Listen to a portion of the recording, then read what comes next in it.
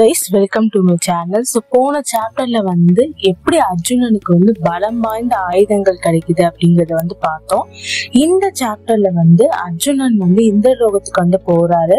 அங்க அவருக்கு என்னெல்லாம் நடக்குது அப்படிங்கறத பார்க்க போறோம். இந்திரலோகத்துக்கு கூட்டிட்டு வர்றதுக்கு இந்திரன் மத்தாலி அப்படிங்கிற ஒருத்தரை அனுப்புறாரு. அவர் ஒரு தேர் கொண்டு வர்றாரு. அந்த தேர்ல அர்ஜுனன் ஏறி இந்திரலோகத்துக்கு போறாரு. அவர் மேல பறக்க ஆரம்பிக்கும் போது கீழே இருக்க மக்கள் எல்லாருமே, உலகத்துல இருக்க மக்கள் எல்லாருமே மறைஞ்சிட்டே வர்றாங்க. ஆனா அவர் மேல அந்த தேர்ல பறக்கும் போது அங்க நிறைய தேவர்கள், அதுக்கப்புறம் அப்சராஸ்கள் அப்படின்னு சொல்லிட்டு நிறைய பேர் இருக்காங்க. இவங்க எல்லாம் யாரு அப்படின்னு சொல்லிட்டு அர்ஜுனன் அந்த மத்தாலி அப்படிங்கிறவர்கிட்ட கேக்குறாரு. அதுக்கு அவர் என்ன சொல்றாரு அப்படின்னா, இவங்கதான் யாரு அப்படின்னா, நம்ம பூலோகத்துல இருந்து மேல பார்க்கும்போது நிறைய நட்சத்திரங்களை பார்ப்போம். அந்த நட்சத்திரங்கள் எல்லாருமே யாரு அப்படின்னா அவங்கதான் இந்த தேவர்கள். இவங்க எப்பவுமே இங்க உலாவிட்டே இருப்பாங்க அப்படிங்கிற மாதிரி அவர் சொல்றாரு. இப்ப அர்ஜுனன் இந்த லோகத்துக்கு போறாரு. இந்த லோகத்துக்கு போகும்போது அவரை எல்லாருமே வரவேற்கிறாங்க. அது மட்டும் இல்லாம நிறைய நடனங்கள், நாட்டியங்கள் எல்லாம் ஆடி அர்ஜுனன் வரவேற்கிறாங்க. இந்திரன் அர்ஜுனனை தன்னுடைய நாற்காலியில உட்கார சொல்றாரு அவரோட. அங்க அவருக்கு ராஜ மரியாதை கிடைக்குது. அவர் நிறைய வித்தைகளை அங்க இருந்து கத்துக்கிறாரு. கடைசியில என்ன பண்றாரு, என்ன நடக்குது அப்படின்னா, இந்திரன் அவர்கிட்ட இருக்க சக்தி வாய்ந்த ஆயுதமான வஜ்ராயத்தை யாருக்கு கொடுக்கறாரு அப்படின்னா அர்ஜுனனுக்கு கொடுத்துடுறாரு.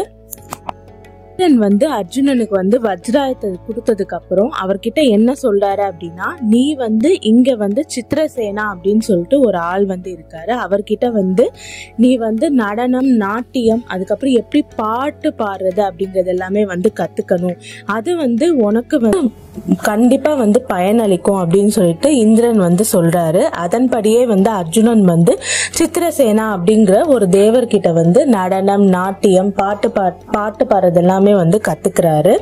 அதுக்கப்புறம் அவருக்கு அவருடைய தாயும் தம்பிகள் அண்ணனை பத்தி அர்ஜுனனுக்கு நினைப்பு வருது. சீக்கிரமா நான் பூலோகத்துக்கு போகணும் அப்படின்னு நினைக்கிறாரு.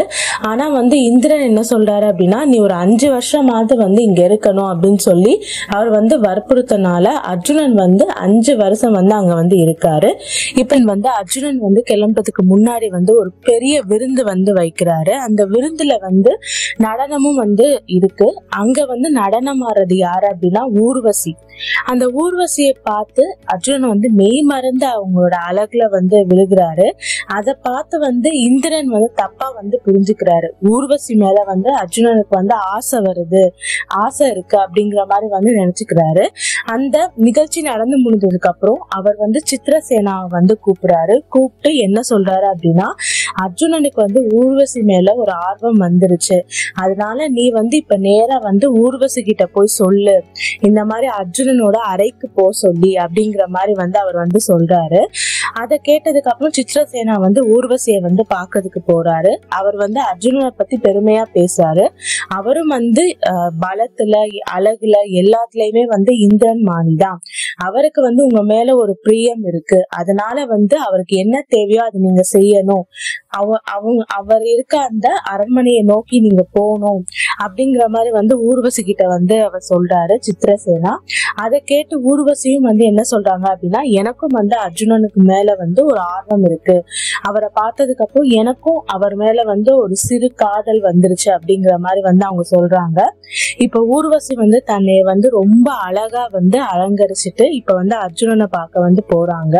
அவங்க அர்ஜுனோட அரண்மனைக்கு நடந்து போகும்போது அங்க இருக்க மத்த தேவர்கள் எல்லாம் அவங்க அழகுல அப்படியே மெய் மறந்து நிக்கிறாங்க. இப்ப அர்ஜுனனோட அரண்மனைக்கு வர்றாங்க ஊர்வசி. காவலுக்கு நிக்கிற ஒரு ஆள் கிட்ட நான் அர்ஜுனனை பார்க்க வந்திருக்கேன் அப்படிங்கிற மாதிரி சொல்லுங்க அப்படின்னு சொல்றாங்க. அதை கேட்டுட்டு அவரும் உள்ள போய் அர்ஜுனன் கிட்ட சொல்றாரு, ஊர்வசி உங்களை பார்க்க வந்திருக்காங்க அப்படின்னு சொல்லிட்டு அர்ஜுனன் ஊர்வசியை வரவேற்கிறாரு. வரவேற்றதுக்கு அப்புறம் அவங்கள கையெடுத்து கும்பிடுறாரு. அதை பார்த்து ஊர்வசி அவங்களுக்கு கோபம் வருது. இந்த மாதிரி நான் தான் உங்களுக்கு சேவை செய்ய வந்திருக்கேன், நீங்க ஏன் என்ன கையெடுத்து கும்பிடுறீங்க சொல்றீங்க அப்படிங்கிற மாதிரி வந்து ஊர்வசி வந்து கேக்குறாங்க. அதை கேட்டு வந்து அர்ஜுனன் என்ன சொல்றாங்க அப்படின்னா, அவருக்கு வந்து ஒரு பேர் அதிர்ச்சியா வந்து இருக்கு. அவர் காதெல்லாம் மூடிக்கிறாரு. இல்லவே இல்லை, நான் உங்க மேல வந்து ஆசைப்படல, நான் வந்து உங்களோட அழகுல மெய் மறந்து நின்னது வந்து உண்மைதான், ஆனா நான் வந்து உங்களை வந்து என்னோட தாய் மாதிரி மதிக்கிறேன் அப்படின்னு வந்து அவர் சொல்றாரு. அதை கேட்டதுக்கு அப்புறம் ஊர்வசிக்கு ரொம்ப கோபம் வருது. இந்திரன் வந்து இந்த மாதிரி எங்களை மாதிரி வந்து அப்சராஸ் அப்படின்னு வந்து சொல்லுவாங்க, தேவலோகத்து பெண்களை வந்து அப்படி சொல்லுவாங்க.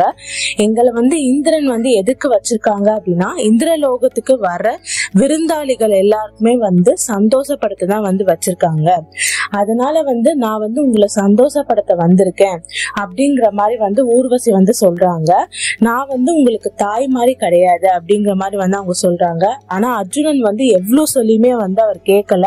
நான் வந்து உங்க ஒரு தாய் ஸ்நானத்துலதான் வந்து வச்சிருக்கேன், எனக்கு வந்து உங்களை பார்க்கும்போது எனக்கு ஒரு தாய் மாதிரி தான் வந்து எனக்கு தோணுது அப்படிங்கிற மாதிரி அவர் திரும்ப திரும்ப அதே வந்து சொல்லிட்டு இருக்காரு.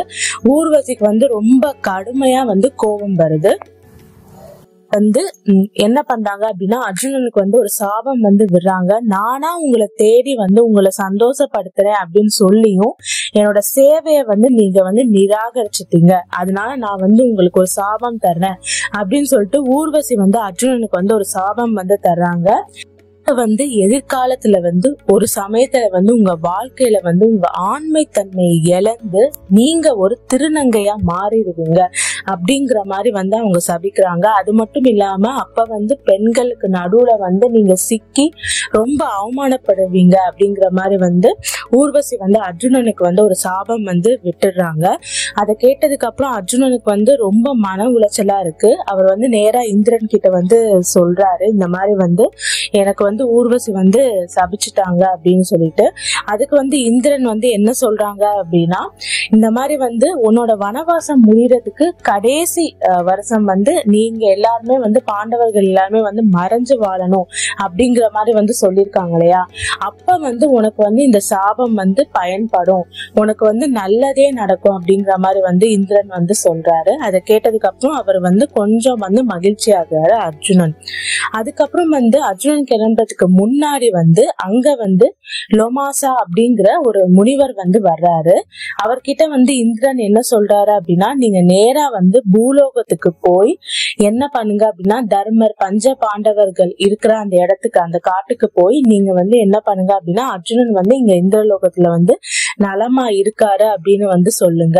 அது மட்டும் இல்லாம மத்த பாண்டவர்கள் எல்லாரையுமே வந்து புனித நீர்ல வந்து நீராடி அவங்களுடைய பாவங்கள் எல்லாமே வந்து தீக்கிற மாதிரி பண்ணுங்க அப்படிங்கிற மாதிரி வந்து அவர் வந்து சொல்றாரு. அதன்படியே வந்து மத்த பாண்டவர்களையும் குந்தியையும் பார்க்க அந்த லோமாசா அப்படிங்கிற அந்த முனிவர் வந்து பூலோகத்துக்கு வந்து கிளம்புறாரு.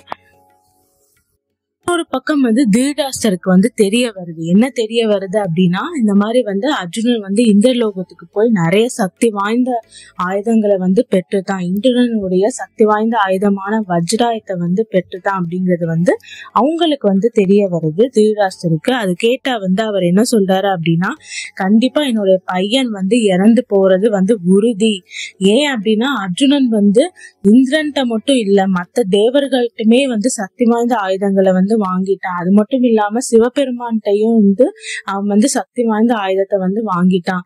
என்னோட பையன் வந்து எவ்வளவு சொல்லியுமே வந்து நான் சொல் பேச்சு வந்து கேட்காம வந்து இப்படி வந்து பண்ணிட்டு இருக்கான், தப்பு மேல தப்பு பண்ணிட்டு இருக்கான் அப்படிங்கிற மாதிரி வந்து அவர் வந்து புலம்புறாரு. அதுக்கப்புறம் வந்து யார்கிட்ட புலம்புறாரு அப்படின்னா, அவருடைய ஒரு காவலனான வந்து சஞ்சயா அப்படிங்கிற ஒருத்தட்ட வந்து அவர் பேசிட்டு இருக்காரு. அதுக்கு வந்து அவர் என்ன சொல்றாரு அப்படின்னா, அது மட்டும் இல்ல, உங்களுக்கு இன்னொரு அதிர்ச்சி தகவலும் நான் சொல்றேன். இந்த மாதிரி வந்து காட்டுக்கு போன பாண்டவர்களை வந்து கிருஷ்ணர் போய் சந்திச்சிருக்காரு. அப்ப வந்து தர்மர் என்ன கேட்டிருக்காரு அப்படின்னா, பெரிய போர் நடக்கும் போது எங்க போர்ல வந்து யாரு நின்னு சண்டை போடுறாங்களோ அவங்களுக்கு வந்து நீங்க தான் தேரோட்டியா இருக்கணும் அப்படிங்கிற மாதிரி வந்து தர்மர் வந்து கிருஷ்ணர் கிட்ட கேட்டிருக்காரு.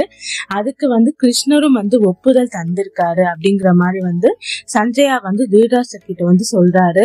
அப்படி கிருஷ்ணர் வந்து தேரோட்டியா இருந்தா கண்டிப்பா அவங்கள வந்து யாராலையும் தோற்கடிக்கவே முடியாது அப்படிங்கறது உறுதி அப்படின்னு வந்து தீர்டாஷ்டர் வந்து ரொம்ப புலம்புறாரு. தேவதாசருக்கு வந்து பேரதிர்ச்சி ஏற்படுது. அப்ப கிருஷ்ணர் வந்து தேரோட்டியா இருக்காரு அப்படின்னா என்னுடைய 100 மகன்களும் வந்து இறந்து போறது உறுதி அப்படிங்கிற மாதிரி அவர் வந்து நினைச்சுக்கிறாரு. சாப்டர்ல வந்து அர்ஜுனனுக்கு வந்து ஊர்வசி தர சாபத்தை பத்தி பார்த்தோம். அது மட்டும் இல்லாம அவர் இந்திரலோகத்துல வந்து என்னெல்லாம் கத்துக்கிட்டாரு அப்படிங்கறது வந்து பார்த்தோம். அடுத்த சாப்டர்ல வந்து நம்ம என்ன பார்க்க போறோம் அப்படின்னா, ஹனுமானுக்கும் பீமனுக்கும் வந்து ஒரு சண்டை வந்து நடக்குது. அவங்க 2 பேரும் எங்க சந்திக்கிறாங்க, எப்படி சந்திக்கிறாங்கிறது வந்து பார்க்க போறோம். தொடர்ந்து மகாபாரத கதையை கேட்கறதுக்கு என்னோட சேனலை லைக் பண்ணுங்க, கமெண்ட் பண்ணுங்க, சப்ஸ்கிரைப் பண்ணுங்க.